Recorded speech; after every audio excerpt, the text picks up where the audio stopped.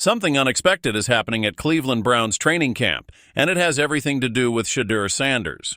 The rookie quarterback, once projected to be a first-round pick, is now caught in a deep quarterback room battle where nothing is guaranteed. With Dillon Gabriel making headlines, Joe Flacco bringing veteran experience, and Kenny Pickett fighting for snaps, Shedeur's path to the top just got a lot more complicated. But despite the odds, Sanders is making serious noise during practice. Is he being overlooked, or is something bigger brewing in Cleveland? Cleveland Browns quarterback Shedeur Sanders made a strong impression during quarterback drills on the fourth day of Browns training camp. After a roller coaster draft journey that saw him slide all the way to the fifth round, the former Colorado Buffalo star is now in the thick of a competitive quarterback room, facing off against Joe Flacco, Kenny Pickett, and fellow rookie Dillon Gabriel. On Saturday, Sanders completed 8 of 11 passes with 3 touchdowns and no interceptions, a performance that gave him the highest completion percentage of the day at 73%. This showing came right after a quieter outing on Friday, where he went 5 for 8 without any touchdowns or interceptions. Still, his Friday stat line stood out, as he was the only quarterback on the roster to post a completion rate over 50%. During Saturday's Red Zone reps, the Browns coaching staff rotated their quarterbacks through different team units. Interestingly, while Dillon Gabriel reportedly took a majority of the passing reps with the third team, Sanders was practicing with the second team, a notable shift in the rotation. Gabriel's final stats for the day were 8 completions on 15 attempts with no touchdowns or picks, while Pickett went 6 for 10 with 2 touchdowns. These results only add fuel to the growing debate around how reps are being distributed and whether Sanders is quietly climbing the depth chart. Friday's practice painted a slightly different picture. Joe Flacco, the seasoned veteran, struggled, going 4 for 11. Pickett completed just 2 of 6 attempts, but was the only one to toss a touchdown pass. Gabriel ended the day with 4 completions on 8 throws, while Sanders once again led in efficiency, hitting over half his passes. It was also a notable day because ESPN Cleveland reported that Dillon Gabriel got his first reps with the first-team offense, while Sanders worked with the twos, marking a first-time shift in roles for both quarterbacks during camp. This training camp marks the beginning of an important stretch for the Browns, who are gearing up for their preseason opener against the Carolina Panthers on Friday, August 8th. That matchup will be the first live NFL action for Sanders and Gabriel, 2 rookies with drastically different draft journeys, but similarly high expectations. Gabriel, a third-round pick, brings a wealth of college experience after 6 years split among the UCF Knights, Oklahoma Sooners, and Oregon Ducks. In his final season, he led Oregon to a Big Ten championship and secured the #1 overall seed in the college football playoff, even earning a Heisman Trophy finalist nod. Meanwhile, Sanders became a household name for transforming Colorado football.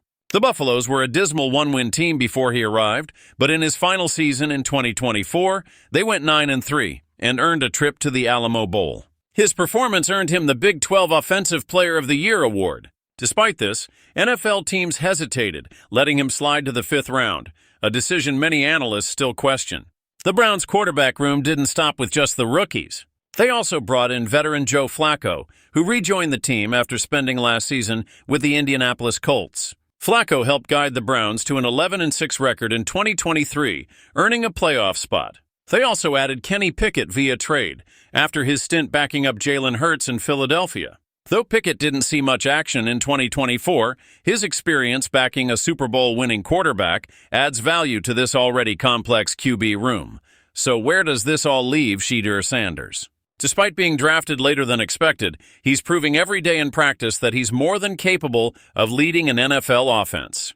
With a strong showing in the red zone, the highest completion rate among his peers, and signs that the Browns coaches are taking notice, Sanders may not be the odd man out for long. The competition is tight, but if Sanders continues to shine, he just might turn this crowded quarterback room into his personal proving ground.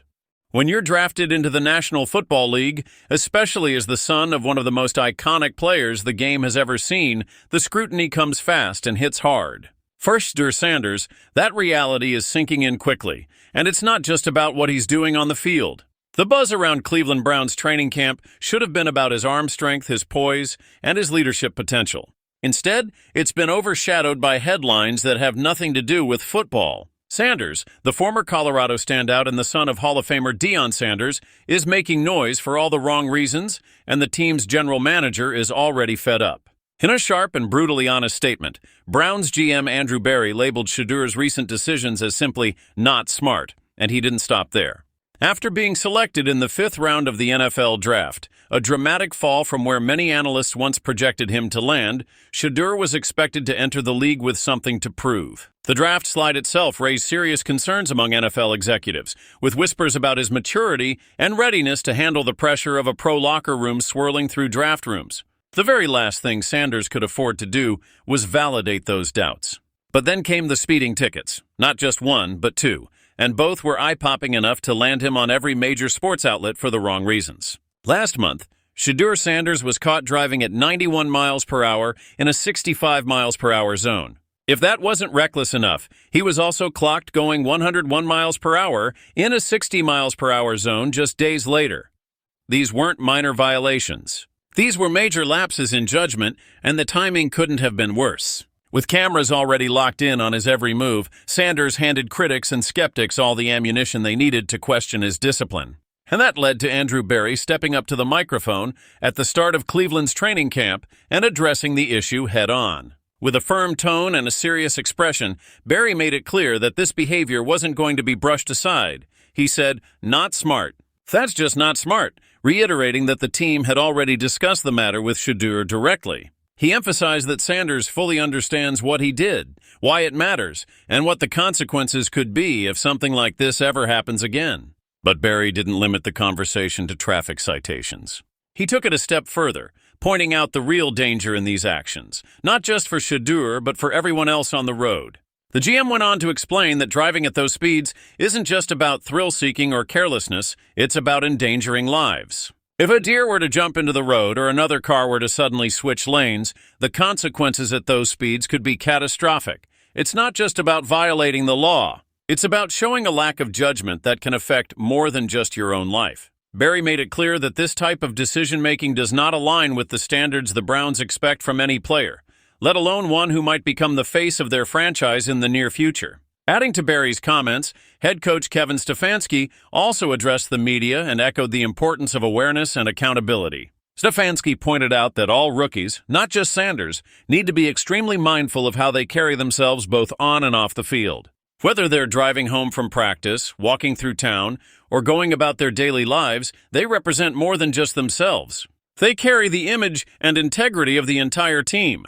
One poor decision, especially something as dangerous as reckless driving, can destroy careers, ruin reputations, and cost people their lives. For Shedeur, this is more than just a public reprimand. It's a defining moment.